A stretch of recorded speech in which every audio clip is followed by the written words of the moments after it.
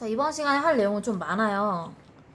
일단은 요 파트가 생명 1 파트, 생명 2 파트로 올라갔기 때문에 일단 제가 지금 하려고 하는 건 통합과학 정도에서 나오는 파트까지만 설명을 해보려고 해요. 그래서 내용이 현재 통합과학에 실려있는 것보다 조금 더 깊게 들어갈 수는 있어요. 하지만 그 내용까지 같이 하셔야 문제 푸실 때 조금 더 원활하실 것 같아요. 그림을 좀 대충 그려보자면 세포 구조 중에서 가장 중요한 건 핵이죠. 그래서 여기 이렇게 핵이 있습니다. 자, 핵이 있고 핵 안에 뭐가 있냐? 막구조는 아닌 인이라는 곳이 있어요. 인. 핵 안에 인이 있고 이 바깥쪽에 핵하고 연결되어 있는 뭐가 있냐면 이렇게 되어 있는 소포체라는 친구가 있어요. 그리고 소포체와 거의 비슷한 구조처럼 생긴 골지체라는 친구도 있습니다.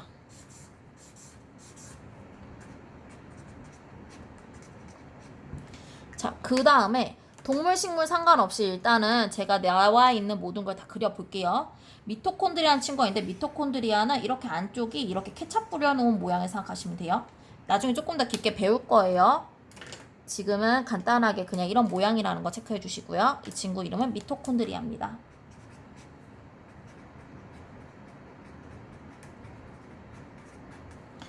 다음에 광합성을 하는 친구인 엽록체도 있었는데 엽록체는 어떤 모양이냐면 이렇게 동전을 쌓아놓은 모형이에요. 이렇게 조금 다르죠?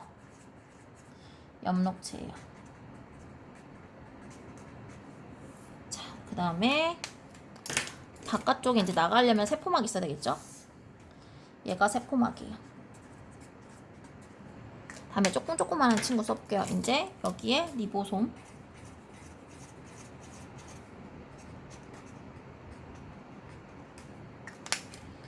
그 여기에 이제 리소좀.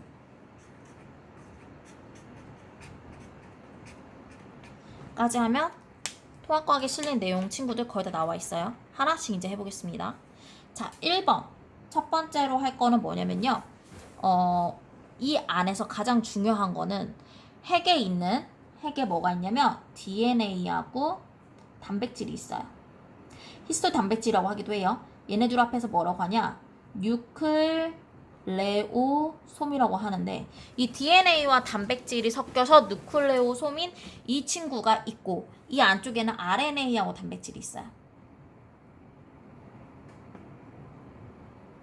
자, 이 RNA가 DNA를 갖다 복제를 해요.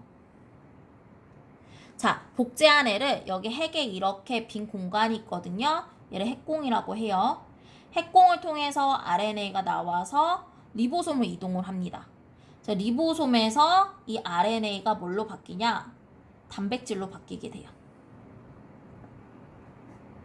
이렇게. 다시. 핵에 뭐가 있었다? DNA랑 단백질이 있었고 걔를 뭐라고 한다? 뉴클레오솜이라고 한다. 이내도 뭐가 있었다? RNA랑 단백질이 있었는데 RNA가 DNA를 뭐 한다? 복제를 했다. 그리고 난 후에 나와서 핵공을 통해서 뭐가 나왔다? RNA가 나왔고 이 RNA가 어디서? 리보솜에서 단백질로 전환이 되었다 라고 해주시면 내용이 끝나요. 다시 갑시다. 이내 뭐가 있었다? RNA가 있었다. 그 다음에 핵 안에 뭐가 있었다? DNA가 있었다. 근데 RNA가 DNA를 뭐 했다? 복제했다. 그리고 어딜 통해서? 핵공을 통해서 뭐가 나왔다? RNA가 나왔다. 그래서 어디서? 소포체의 어디? 리보솜에서 RNA가 뭐가 됐다? 단백질이 됐다. 까지 됐죠? 네, 잘했어요. 자, 그런데 리보솜이 있는 곳을 뭐라고 하냐면은 거친면 소포체라고 해요. 거친면 소포체에는 리보솜이 있기 때문에 단백질을 합성할 수 있어요.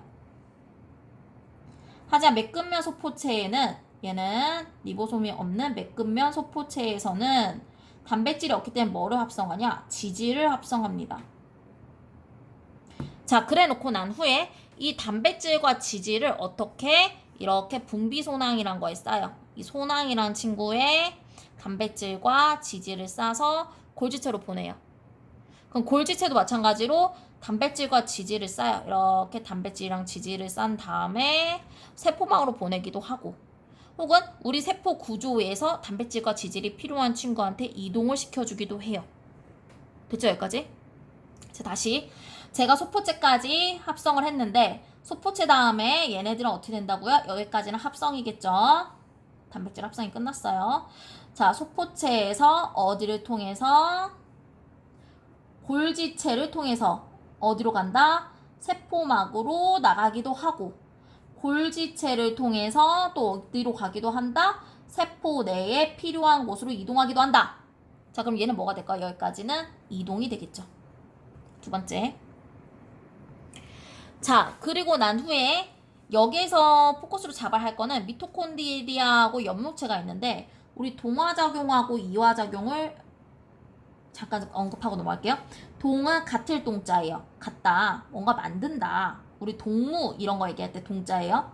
동질감 할 때 동자. 이는 이별한다. 이혼한다. 나눌 이자예요. 됐죠? 자, 그래서 동화하고 이화작용이 있는데, 동화는 여기에 에너지라 했을 때 에너지가 낮은 저분자에서 고분자로 바뀌는 게 동화작용이에요. 그럼 에너지가 높아지려면 저분자와 고분자로 되기 위해서 뭘 해야 되냐? 에너지를 흡수해야 돼. 그래서 동화작용 무슨 반응? 흡열 반응이라 보시면 돼요. 이화작용은 고분자에서 저분자로 바뀌는 거예요. 고분자에서 저분자로 바뀌는 거. 그러면 에너지를 어떻게 해야 되죠? 방출해야 되죠. 그래서 이화작용은 방열작용이라고 합니다. 여기까지 됐죠? 자, 그래서 미토콘드리아에서는 어떻게 되는 거냐? 얘는 어떤 에너지를 가진 물질을 영양소를 산소하고 반응시켜서 이산화탄소하고 물로 분해하면서 ATP라는 생명 에너지를 얻는 과정이에요. 그래서 미토콘드리아가 하는 역할은 호흡작용, 그리고 혹은 이화작용이라고 합니다. 자, 엽록체는요, 내가 H2O하고 CO2를 갖다가 뭐를 빛에너지를 뭘로 바꿔주는 과정? C6H12O6인 포도당인 화학에너지. 여러분, 앞으로 화학에너지란 말이 나오면 이렇게 생각하시면 돼요. 이 화학에너지는 다시 말해서 태웠을 때 빛과 열을 낼 수 있는 에너지다 라고 생각하시면 돼요. 그래서 이렇게 바꾸는 거기 때문에 저분자로 고분자로 바꾼다. 그래서 이 친구는 광합성을 하는 친구고, 얘는 동화작용을 한다고 생각하시면 돼요. 리소좀은요, 리소좀은 대표적인 이화작용을 하는 친구입니다. 됐죠? 자, 그러면 동화작용을 하는 친구 여기서 뭐뭐 있었어요? 리보솜 있었고요. 그 다음에 엽록체 있었어요. 이화작용하는 친구 뭐 있었죠? 리소좀 있었고요. 미토콘드리아 있었어요.